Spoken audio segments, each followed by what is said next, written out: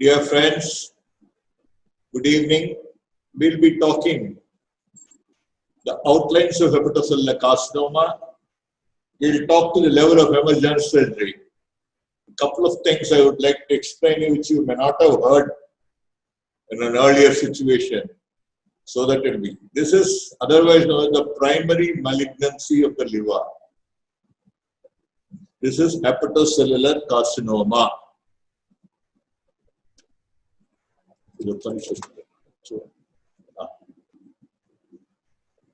We will talk under these headings. The epidemiology. Epidemiology is a must, which has changed the patterns over a period of time in very many diseases, right from the etiology, right from the environmental factors, pathogenesis, and management. Etiopathogenesis, clinical features, diagnosis, staging, and treatment. This is the fifth most frequent cancer, and this is the first cause of death in cirrhotics. A cirrhotic liver, due to an inflammation, causes metaplasia and subsequently leads to a malignancy of the liver. There is no oncogen per se. It is an inflammation with constant irritation leads. It can be either due to alcohol or the commonest viral infection being hepatitis B and hepatitis C and rest of the things. The most common primary malignancy of the liver, the epidemiology strongly suggests its relation to environmental factors like alcoholic intake more, hepatitis B infection more, hepatitis C infection is coming very much in the Western population, and again the incidence of malignancy, the primary malignancy of the liver is going up. Alcohol, smoking, these are the risk factors. So the environmental factors play a major role in hepatocellular carcinoma. The prognosis depends on the stage of the disease.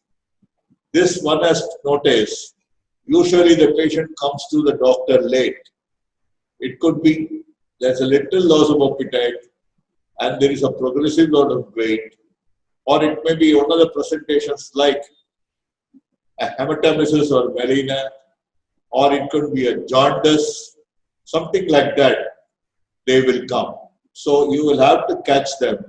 Now that the availability of the ultrasonogram, with the availability of the proper history, whether the alcoholics, cirrhotics, HPV or HCV infection earlier, and with the availability of investigative modality right from ultrasonogram to PET scan, it is just like that you can make a diagnosis of an hepatocellular carcinoma. The geographical distribution is related to the incidence of hepatitis B, but the rise in the Western population is due to the emergence of hepatitis C. Highest incidence in Southeast Asia and Africa, lowest incidence is Australia and Europe. But that scenario is slowly changing now. The male to female ratio anywhere between 2 to 8 is to 1, because higher alcoholic abuse by a man, smoking, and HPV infection, but the HPV infection goes side by side. Development of hepatocellular carcinoma is related to HBV chronic infection. Any patient who has got an hepatitis B, there is a greater chance of the risk of going for malignancy, and the more the number of years he lives with an HBC. The moment there is settlement of cirrhosis, you can expect the malignancy to occur any time. So a proper follow-up is required. The higher risk that the infection acquired at birth, that only says the longer the duration of HPV in an individual, the more the chance to get malignancy. Major risk factors, hepatitis B again, cirrhosis that leads to cirrhosis, either due to HCV or hepatitis B, aflatoxin, these are the toxins available in some of the cereals and so on, hereditary hemochromatosis, alpha-1 antitrypsin deficiency, tyrosinemia, alcohol abuse and NASH. This NASH is coming out in a bigger way now, which is challenging its counterpart, cirrhosis, in causing the hepatic failure, in causing the compromise in the functional liver residue after removing resection. It is also becoming a big problem in transplant because the NASH is more a pre-malignant condition than a cirrhosis in some other studies. And NASH is not fit for transplant to another individual. This is nothing but non-alcoholic steatohepatitis, the commonest etiological factor being obesity, sedentary life, and diabetes mellitus. Other contributing risk factors are males are predominant, age, the more the age, tobacco swing, insulin-resistant diabetic, radiation, inorganic, organic, glycogen storage disease, oral contraceptives more than 8 years. They hear the commonest malignancy being the fibrolamellar carcinoma, which has got a very good encapsulation and it contains more of fibrous tissue and it is easily treatable. If I am correct, this is the only condition where the AFP is not raised much. Correct? The other one is the membranous obstruction of the IVC. That is again due to taking some of the decoction taken from the leaves in some of the African races.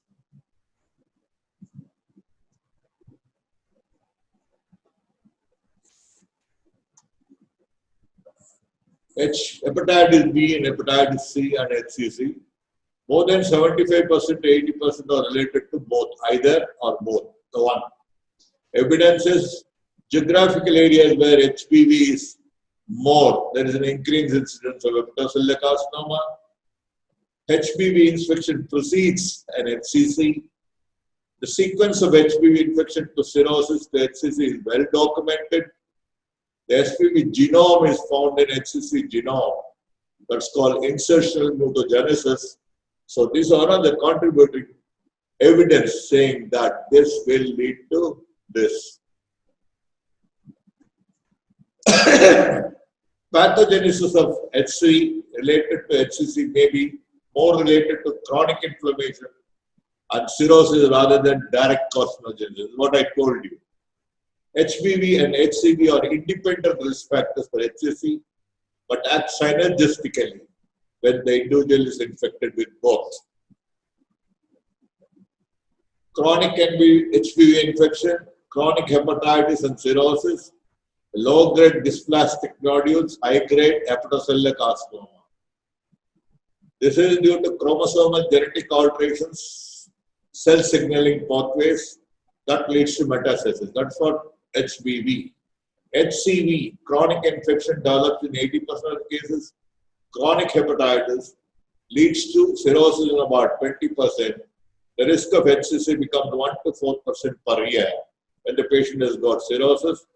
This rapid progression, if his patient is less than 20 years and more alcoholic infection or intake, slow progression, more than 30 years, female and engaged. NAFLD and NASH. Clinical pathological syndrome encompassing the entities ranging from steatosis to end-stage liver disease, the absence of significant alcohol intake. That is called NAFLD, non-alcoholic fatty liver disease. Now that is the spectrum of that non-alcoholic fatty liver disease is NASH. There is nothing but non-alcoholic steatohepatitis. Most common causes of chronic liver disease, leading cause of transplant. Females, third and fourth decade are commonly affected. Normal, first hit it goes to steatosis, insulin resistance, then it goes to NASH. This is the second hit. The other one is adipose tissue, human necrosis, factor alpha, free fatty acid, esterification, steatosis, again goes there, or free fatty acid straight comes and hits. So this is the pathogenesis of NASH, which is one spectrum of non-alcoholic fatty liver disease. Role of NASH in HCC. 20 to 30% of the population is having a non-alcoholic fatty liver disease. It is due to type 2 diabetes, CVD, that will lead to simple steatosis, stability of steatosis, non-cirrhotic HCC less than 1%, and it can lead to NASH. NASH leads to 5 to 10%, leads to fibrosis, that is cirrhosis, in 30%, decompensation 5 to 10%, HCC in 1 to 2%. So you can clearly understand anywhere between 1 to 2% is the risk when the patient has got a non-alcoholic fatty liver disease, especially NASH. This NASH may be a short question. This must coming very much in. And NASH is prone for malignancy, and NASH is result in chronic liver disease like cirrhosis. It can go to an end-stage liver disease. NASH liver is not suitable to transplant to another individual, like a cirrhotic liver. These are the things. The NASH may not be shown until you take a biopsy and see. So you must know about NASH. Small incidentally detected tumors is the common occurrence today because the HCC presents as a small nodule. Why? Because we are quick in diagnosing. The specific risk factors for an individual to get an ECG is well known now. Screening programs for diagnosing HBV and HCV or more increase high quality abdominal imaging. So in a nutshell, we are able to catch the patient young. That is when the patient has got a limited disease because of all these three. 60 to 70% are late as they are asymptomatic in the early stages. Males 50 to 60 years, they may occasionally come with a big right upper quadrant pain, weight loss. Sometimes if it is a pedunculated mass from the peripheral segment to the liver, or the whole liver is right liver or left liver is involved, it can present as a mass. Hepatic compensation is usually mild or unrecognized cirrhosis is usually mild. A sudden rupture in a peripherally located tumor can bleed and the patient can go in for an hemodynamic instability. If it ruptures inside the liver, it can enter into the collecting biliary system and can present as a hemobilia. The patient may present with either hematemesis or malignant.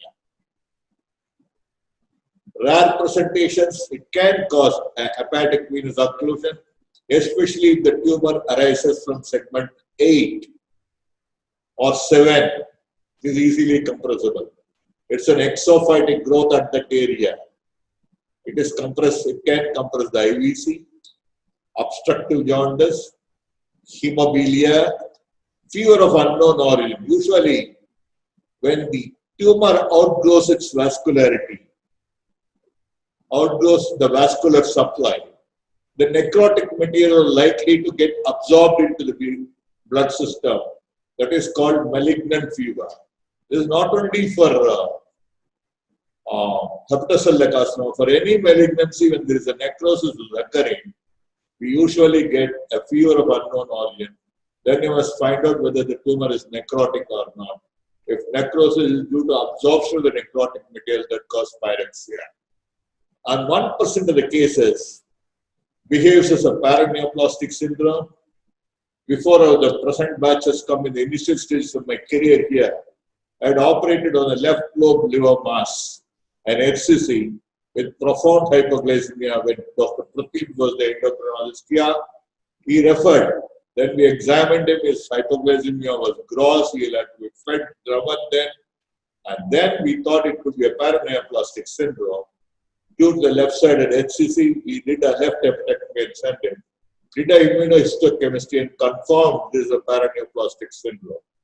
So it could be hypercalcemia, hypoglycemia. This is a case what we have seen only one case. It can be erythrocytosis and hypercholesterolemia. These are the paraneoplastic like symptoms would be produced by HCC. Diagnosis is by physical examination. Radiological examinations and the image comes like ultrasound, triple phase multi-slice CT, MRI, angiography and isotope scan are no more being done because they become obsolete. Whatever is required, whatever is obtained by an ultrasound, a triple phase multi-slice CT, or an MRI, a blood investigation, racid alpha beta protein is important. There's another one is PIPCA that I will explain you later. What is it? And biopsy. Biopsy is not at all required for an HCC. Only when you want to rule out that it is not HCC because it's behaving equivocally on your imaging technology, imaging findings, then you may do a biopsy. Or if you want to put the patient on some form of palliative chemo or chemoradiotherapy or a biological therapy, then you require the biopsy probe. Usually a hepatocellular carcinoma do not require a biopsy because you will have to take a fine needle aspiration cytology. You are likely to spill the cells and make it a stage 4 disease, or you can get into a bleed which cannot be controlled with your fine needle aspiration at all. So a biopsy has to be taken with a lot of care, and in majority of the cases it's not required to establish a diagnosis for a resectable disease or a disease which is going in for a transplant. There is no need for a biopsy. Then the biopsy will only indicate when you're going to condemn the patient or you are not very clear about the diagnosis, what it is. Real-time ultrasound is the fine thing. It usually presents as an hypoechoic lesion in the central vascularity.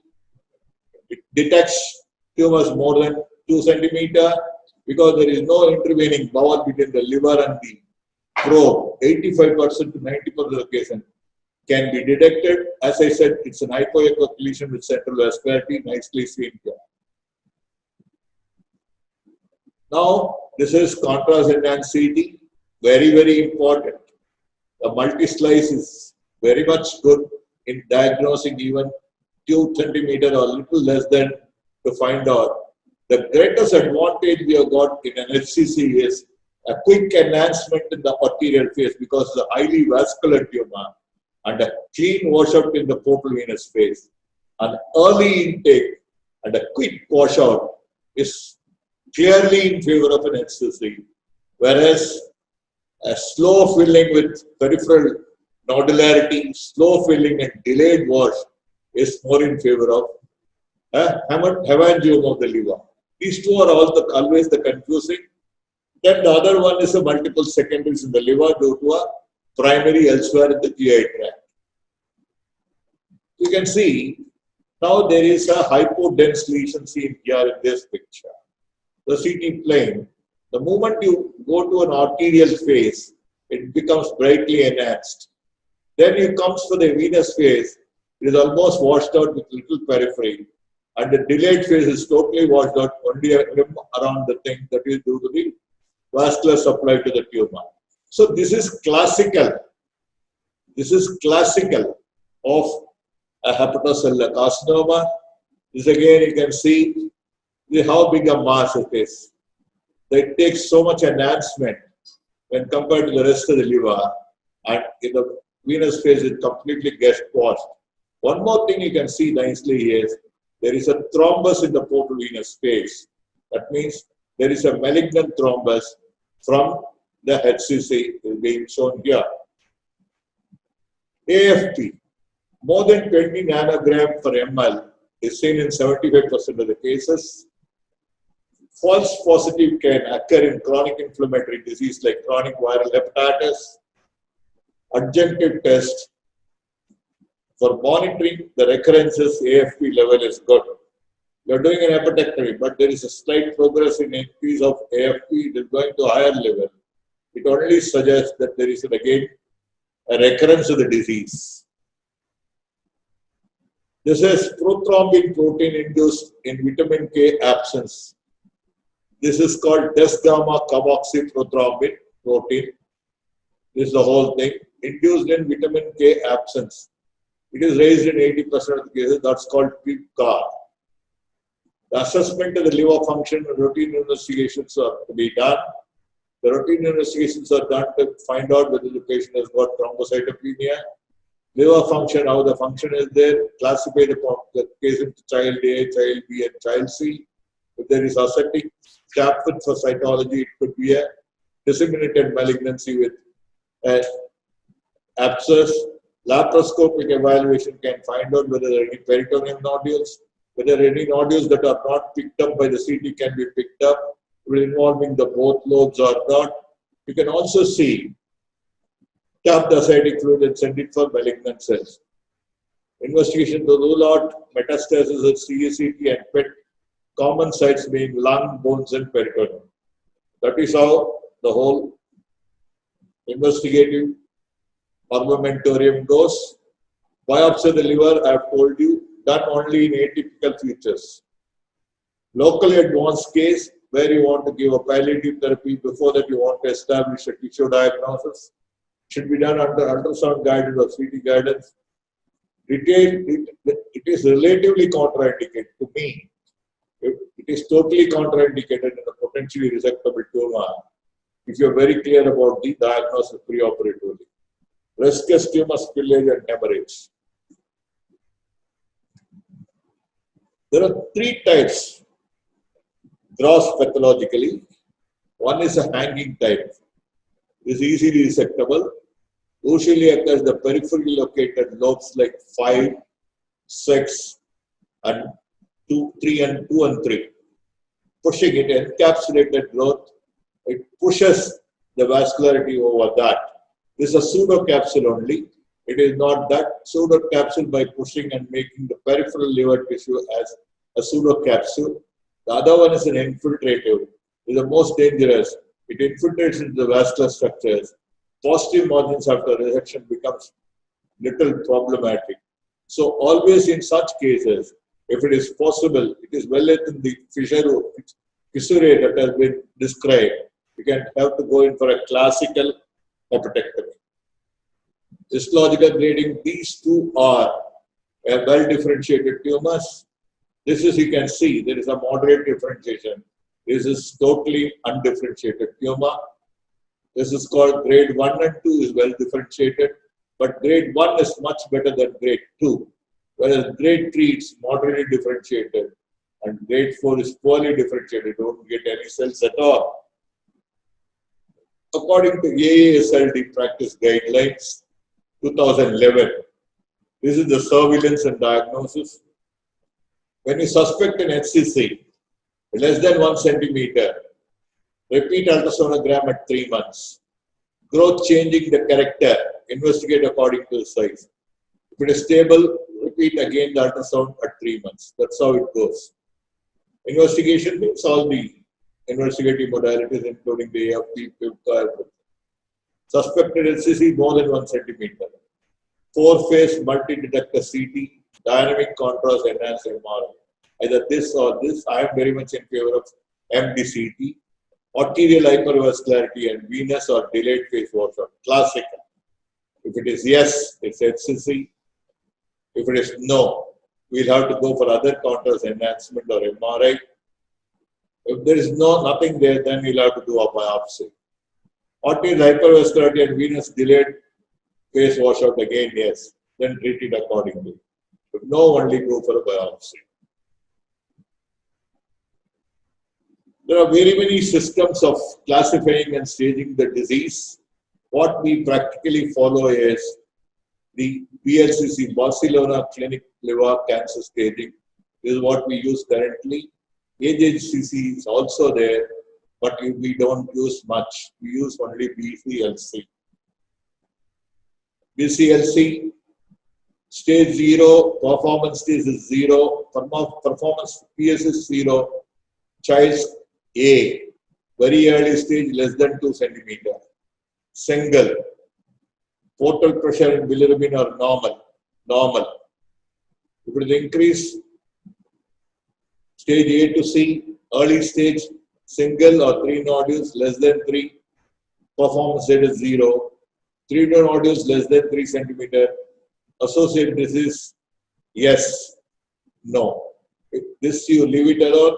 If there is no, you go for a transplant. This is the classical thing for 3 nodules less than 3 centimeter, no associated disease, and you straight away going for, because it's a cirrhotic patient, straight away go for liver transplant or resection. Liver transplant totally removes the malignant tissue from the body. If there is a liver available, liver transplant is the best. Otherwise, a good resection also gives equally a good result. Then you can go in for that. If there is an associated disease, you go for an RFA. These are curative treatments. Palliative, if it's the intermediate stage, multinodular, performance at 0, go for a transarterial chemoembolization. Advanced stage, portal invasion, N1, M1, PS1 to 2, child stage C. Then you go in for sorafenib. These are palliative treatments. Stage D, PS more than 2, child C. This is not child C, it's only stage C. Child C, terminal stage, go for symptomatic treatment. So the resection is possible if the patient is in child CA. There is good amount of FLR can be left. If the patient's performance rate is somewhere 0 and there is no evidence of any portal venous thrombus or anything, you can go straight away for resection, the bigger one. If it has got only 3 nodules or less than 3 nodules, less than 3 centimeter, with no associated disease, if the patient has got a good liver support, somebody to support the liver with a transplant, liver transplant is ideal. If it is not possible, then you go for an RFA of each nodules, if it is not resected. Then here, this is little advanced disease. You go in for locally advanced, you go for a transarterial chemoembolization. If it's more advanced, you go for pure sorafenib. If nothing can be done, only symptomatic treatment. This is how it goes. This is other one is by the Italian group, child's A, B, C. For B, they given one A1, 0, C2, tumor morphology, uninodular, less than 50%, 0, more than less than 50%, multinodular is 1, massive or extensive is 2, more than 50%. AFP less than 400, 0, more than 400, 1. Portal venous thrombus, no, 0, yes, 1. This is more for prognostication rather than deciding on the surgery aspect of it. For the surgery aspect of it, our BLCC staging is the best. Treatment options are resection, surgical is resection and transplant. Ablation can be in the form of ethanol, acetic acid. Thermal ablation can be in the form of RFA. The only disadvantage of RFA is that the heat sink effect. That means it destroys more tissue. Microwave ablation, cryotherapy, IRE, HIFU, and laser ablation. We'll go one by one. Vascular intervention procedures. Transarterial chemoembolization usually done for a locally advanced disease. Hepatic artery infusion chemotherapy, that can also be done. You can put small ball-like thing, bead-like thing with radio-emitting substance, and you can do a transarterial radioembolization and block it, so that the transmission of the radiation is extended to the tumor locally, and you can give reduction in the size and so on. Systemic, it should be chemotherapy, not very much agreeable. Radiotherapy, not very much agreeable. Immunotherapy is coming in a slighter way. Hormonal therapy, we'll see. Rationale, HCC, early stage, surgical treatment, local ablation. Local ablation is only for people who are medically unfit to undergo surgery. Otherwise, surgical treatment can be in the form of a resection or in the form of a transplant. Depends on the BLCC classification. Intermediate stage case, transarterial chemoembolization. Advanced stage, new agents have come. 50 to 60% randomized trials, median survival if untreated is 6 to 16 months. End stage 10%, survival is less than 3 months. Child A, resection, single tumor size less than 5 centimeter, multiple tumors less than 3 centimeter, medically fit for major surgery. Then you can adequate FLR. This is 20% in a non-cirrhotic liver, but we are little on the positive side.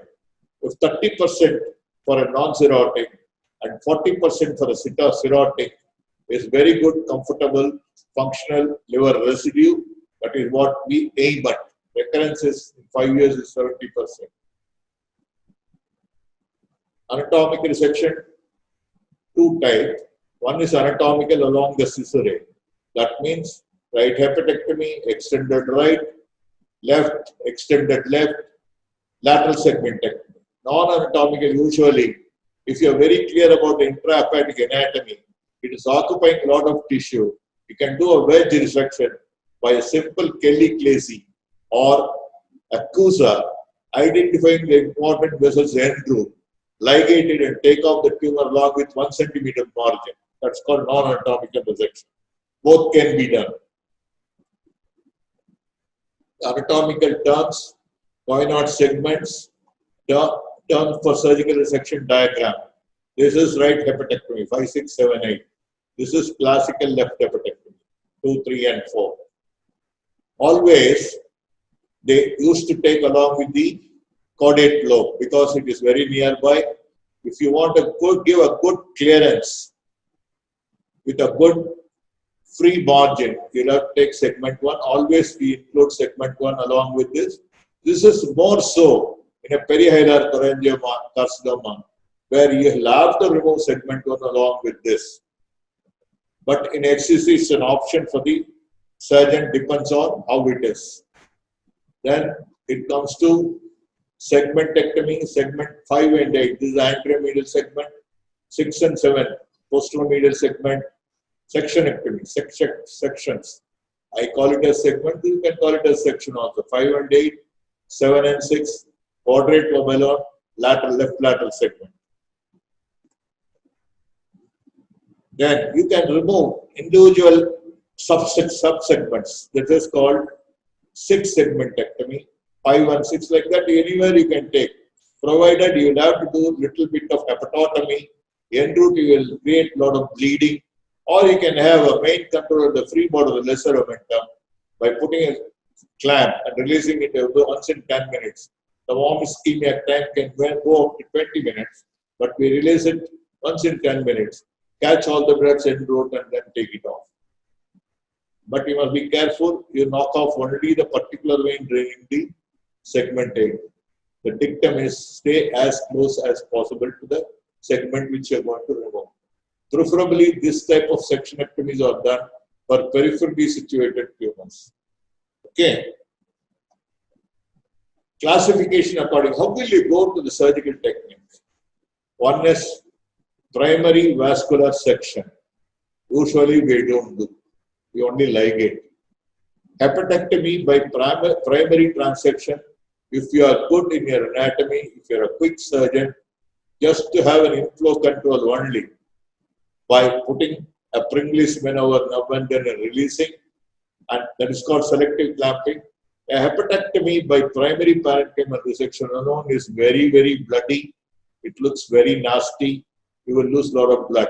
So these are not done nowadays. By selective clamping, you can still do.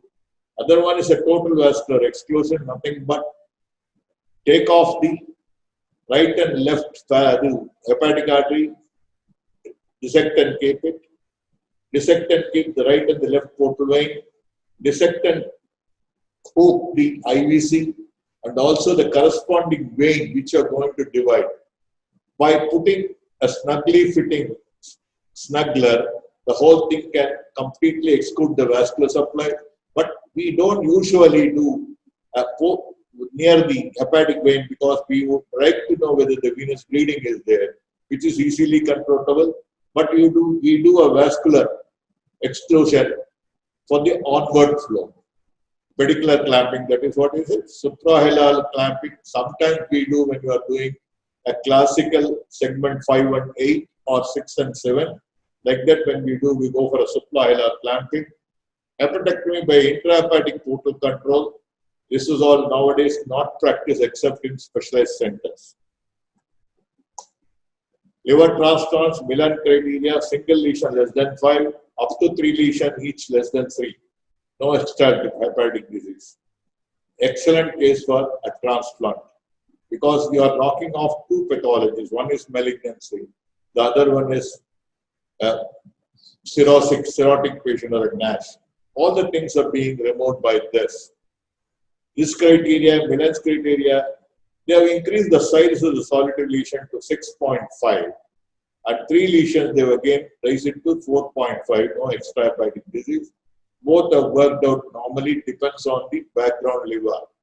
Types, deceased donor liver transplant if it is available, if the patient is lucky. Otherwise, you'll have to wait for the resection till this is available. Living liver donor transplant is the best. A blood-related donor should give it. If a deceased donor transplant is given, you can split the liver into two and give it one for another patient, one for this patient. If the status of the liver is good, if it is an orthotopic transplant, remove the whole tumor and put it. Orthotopic transplant is the one should be done in such scenario. Heterotropic transplants are being done for acute poisoning like paracetamol poisoning, where they put a piece of liver, either segment 2 or 3 to the right iliac fossa, and they drain the bile into another gut. Once the poisoning is over, the graft gets atrophied and the regular liver takes over. It's done in very many centers. To our knowledge, it is being done in Amartha routinely. That is heterotropic liver transplant. Put it on the right side of it. Just for the liver to take over the detoxifying function. Once the detoxification is over, this liver picks up the atrophy. Ablation less than 2 centimeter, up to 3 lesions, no extrahepatic spread, no portal invasion, child's classification A and B, age 75 years, medically unfit for surgery. Sometimes this itself gives, or a repeated things in some other lesion arises, gives an equivalent result to the surgery, especially in a medically unfit patient. 95% absolute alcohol acetic acid is injected under CT or ultrasound guidance. Mechanism: protein denaturation, coagulative necrosis, vessel thrombosis. Repeat twice a week for 4 to 6 sessions. Simple, cost-effective repeatability. The only thing is high recurrence. Especially this should not be done in cases of intrahepatic cholangiocarcinoma because the fibrous content, the alcohol doesn't go inside. There you have to do RFA only. It's only for hepatocellular carcinoma. Radiofrequency ablation is a multi-pronged one, lot of heat sink effect so that the normal tissue gets destroyed. The patient is likely to go in for a liver failure or a compromised liver. Heat sink effect is the most important disadvantage. Coagulative necrosis, electrical current is delivered straight. Contraindication: bleeding disorders. The platelet count is less than 50,000. It should not do. Ascites, jaundice, presence of metallic devices inside, and pacemakers. CT images of A and B before and after. This is before, this is after. Microwave ablation, electromagnetic therapy. Same principle as RFA, laser, Nd:YAG laser ablation, cryotherapy, rapid freezing to sub-zero temperature. This all should be done by a person who routinely does it. It is better to do it for patients where the tumor is peripherally located or in an approachable area. It should not be well deep into the liver where you will be causing more damage rather than doing this. But there are specialized centers that are doing it. Irreversible electroporation, irreversible electroporation, it causes apoptosis of the cells and it causes creating irreversible pores. Advantage: no heat sink effect, less damage to the surveillance system. This is the advantage over RFA and microwave ablation. The high-intensity focus ultrasound by ultrasonic discharge of target tissue require more trials. Side effects: liver failure, bleeding, infection, intercostal nerve injury, organ injury, tumor lysis syndrome, pneumothorax. Transarterial chemoembolization can be done either CT guided or through a laparoscope. Interventional radiology, percutaneous access into the hepatic artery, supplying the tumor. Embolization of the emulsion with ultrafluid lipoidol. Ultrafluid lipoidol is nothing but an oily base which prevents an early absorption and constant emitting. It's something like a fortifying effect so that you get a constant delivery of the material. Contraindication: child C, portal vein thrombosis, bilirubin more than 3. Transarterial radiotherapy, injection of micro-sized embolic particles loaded with radioisotopes. The common being yttrium, iodine 131, yttrium 90, rhenium 188, and polonium. I don't think is available. We either use iodine or yttrium. Radiotherapy, HCC is radiosensitive in high doses, but results in increased oxygen complication, leads to liver failure. So usually they don't do a generalized radiotherapy. What they do, a radio-emitting substance are put into the particular vascularity of the tumor, made to stay there, and then they will start emitting, the beads will start emitting the radiation, and it will destroy the malignant tissue. Chemotherapy is chemoresistant. Cirrhosis is metabolism does increase the toxicity. Agents mostly used are gemcitabine, cisplatin, 5-FU. The problem I have seen, chemotherapy brings down the liver function immediately. The patient goes in for a liver failure. Sorafenib is the immunotherapy, the only molecular agent approved. Median survival is 11.7 months compared to placebo of 7.9 months. That is called the short trial. SCC variant, fibrolamellar, younger patient, well encapsulated, neurotensin level elevated, better prognosis, better resectability, occurrence seen in 80% of the cases. The other is mixed hepatocellular and cholangiocellular tumor, carcinosarcoma, clear cell variant. I am yet to see one. Prognostic factors, patient factors, performance status, quality of life score, general medical condition. Tumor, number and size, histopathological grade, DNA aneuploidy, vascular invasion, genotype, VEG of levels, serum AFP. These are the tumor factors. Liver factor, child, grading, mild, fibrosis score by elastography, active inflammation, functional hepatic reserve, GSA, RMAX, QCAR2 serum levels, etiology, alcohol, hepatitis C, hepatitis B. These are the prognosticated factors, and everything should be combined when you are staging the disease and taking the patient for surgery or treatment. All the things must be taken into consideration. If you are going to work in a liver unit, try to have the habit of putting all this in your case sheet for each and every case. Then it becomes very easy. Thank you.